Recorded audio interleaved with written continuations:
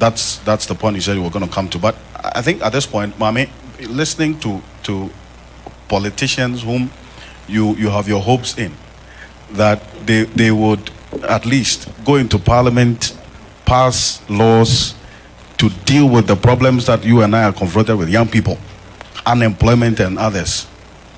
Listening to them now, Mami, this must be worrying and disappointing for you. Right, but I think that also for us to sit here 2022 and act like we are surprised would be an insult to everybody's intelligence here. And I say this because we know how, first of all, and it's fair that democracy also was instituted in that way. From the Washington Consensus, you're looking at all the foundation of our democracy. But let's move from there. Let's just say the foundation was poor, was loans. There was the idea that we had to there was a structural adjustment for the idea that we could get funds from IMF. But I don't want to go into that discussion because it's quite long. But let's say you are building from there, looking at all our, I'm younger, so if I say our fathers or the other generation. Right.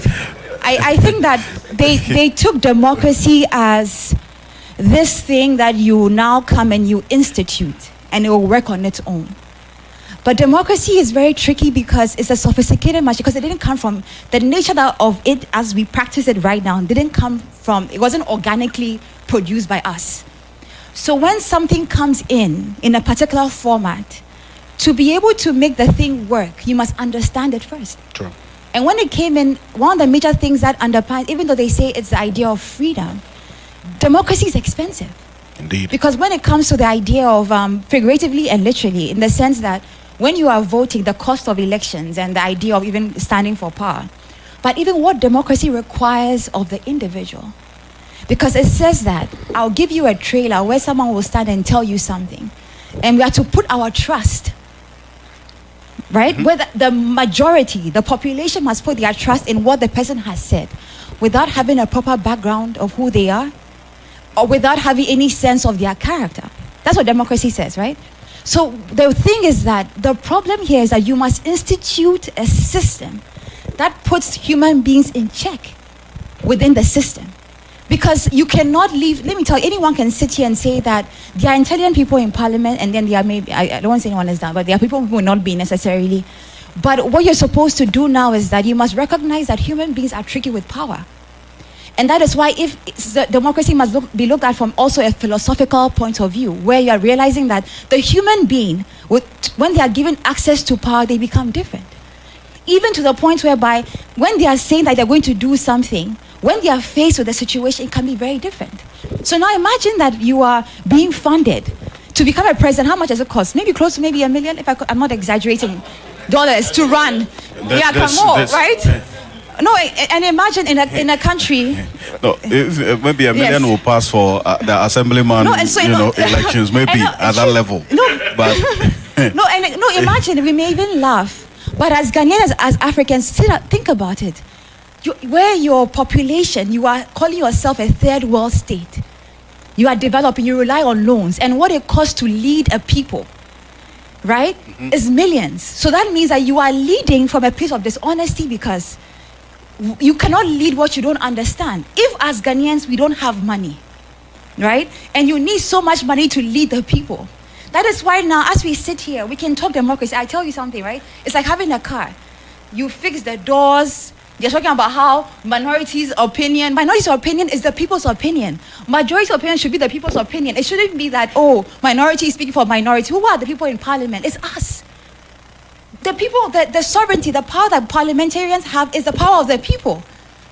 So at the end of the day, they are saying that when they speak in Parliament, it's like, if you think about the language, right? So I think that more than anything, we need to really begin to understand what the problem is. Somebody gave a very interesting idea that you walk into an office and maybe their pipe is leaking. And you keep bringing people to fix the pipe. Until someone comes in and says, no, this is where the problem is. And they charge you a huge fee. You're like, why are they charging? Because they found the problem. The problem here is that we've created a system that we don't understand. People are even sitting in Parliament, they don't understand the democratic system. It's something you must keep working at over time and time again, not only people in parliament, from the educational system, where even students are aware of what the Constitution means. And that is why I was even telling someone that deliberative democracy is one way to start. To institutionalize it, where citizens get to deliberate over policy and issues. To remove politics aside. I don't know if you people have done any research about deliberative democracy. It's actually OECD countries actually practice it. So you don't no longer move on party lines, but you talk about policy.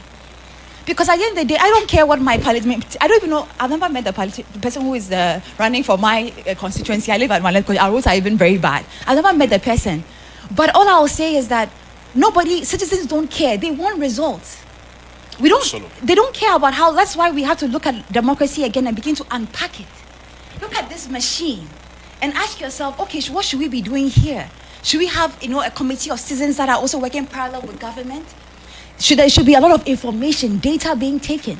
You cannot rely on only those who sit in that room to say that they have all the answers. They don't. We need technocrats. We need people who have from anthropology to engineering, all of them trying to work this machine, because in 10 years we'll be sitting here like clowns, excuse me to say, telling the same story, and would have failed the next generation.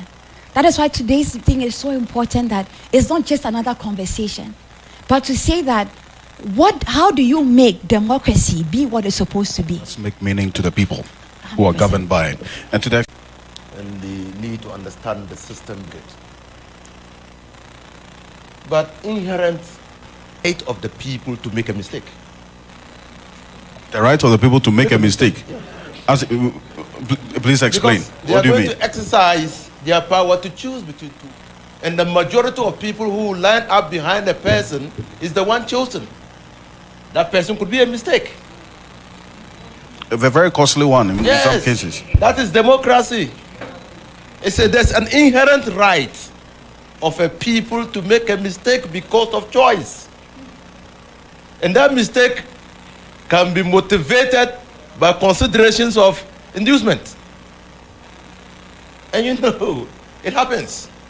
And it's not only in parliamentary elections or presidential elections that monies are spent. We just concluded party elections. So you must go to the root of the problem. But coming back to your earlier question to Prof, the minorities' contribution to making the e-levy a national issue went beyond delays. The fact that the government and the ministry, some state institutions took it upon themselves, some well-meaning Ghanaians, and I mean Prof and others, even met the minority leader. I don't know the last time Prof met the minority leader on a national issue. They met the majority leader too. But I don't think that the majority leader was a stumbling block. But that should tell you that precisely because of the stance of the minority to the passage of the e-lady evoked an ex-facto realization that the policy might fail. And so needed stakeholder engagement to be able to get the policy through. Until the stoppage of the passage of the policy, government, in all honesty, thought that the e-levy was going to go through without hindrance. So that's a successful contribution of the minority to national debate on the e-levy. You can decide to say that they were frustrating the process, but the frustration resulted in the perfect understanding of the citizenship of the policy of government. Secondly, like presidential systems and parliamentary systems, policies are the prerogative of the executive, albeit the legislature has limited power and authority to introduce policy. We saw it in Great Britain.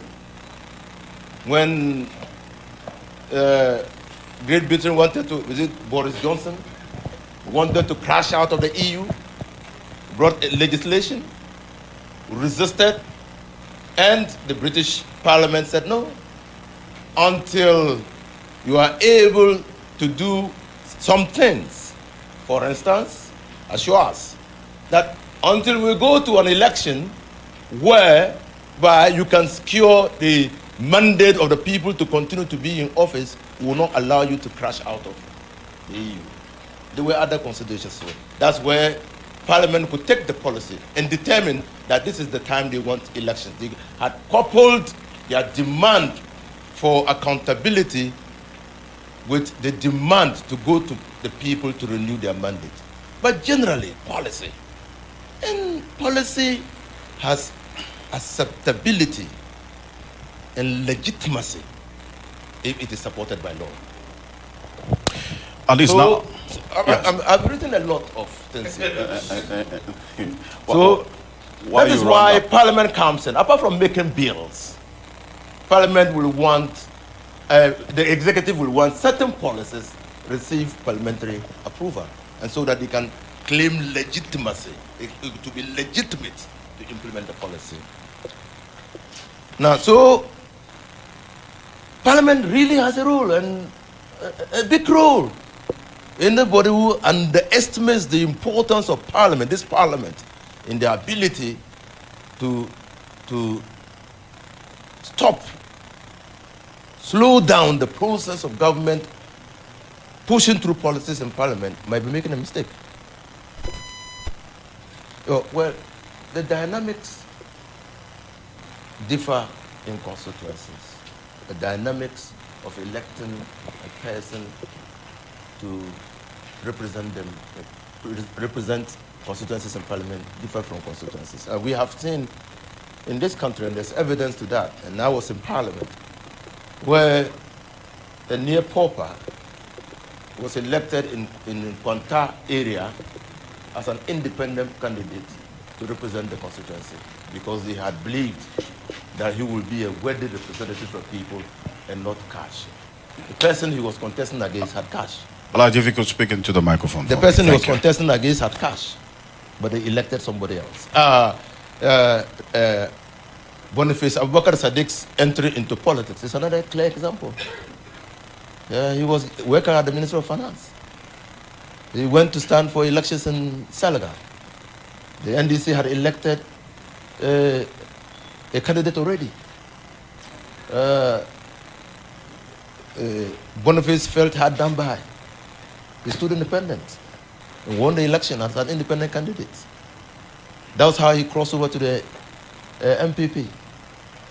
Because when MPP needed numbers in that parliament, and so he decided to stick with the MPP. That is Boniface Association, how it came about. But he was an NDC person. So yes, probably we are not watching it carefully, even though CDD I know is doing something about the monetization of politics. But we should watch it carefully. It looks like it is no longer possible for people to stand as independent candidates with their resources to be able to win elections. The one who holds the balance of power, remember, was a member of Parliament for many years standing. Indeed. Now, the hung parliament, traditionally all of us know, the hung parliaments have been weak government, have formed weak governments because of differences in personality, differences in policy, differences in the ideology of the parties that form the coalition to be able to form government. And hung parliaments actually are a creation of the Westminster type of systems, where no one party wins absolute majority in parliament to be able to form government. That's how hung parliament. We are describing ours as hung parliament not because the government was going to be formed out of parliament. We are describing it as hung parliament because of the even distribution of power. But strictly speaking, it is an MPP